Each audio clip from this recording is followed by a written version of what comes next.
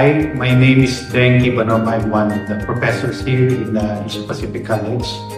Basically, I'm a retired employee of a big telco before, and I used to really work in HR. Sa rin akong artist, I paint. I've had 3 exhibits already.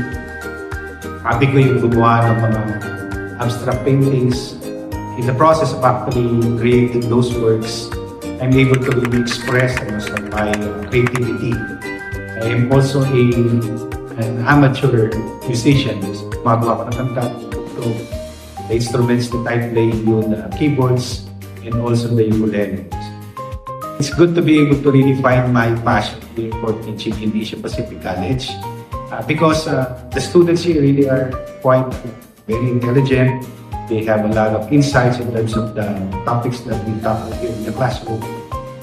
Of course, may mga challenges rin sa teaching when you go into teaching, especially at the university level. But the challenges actually are really there to be able to encourage you.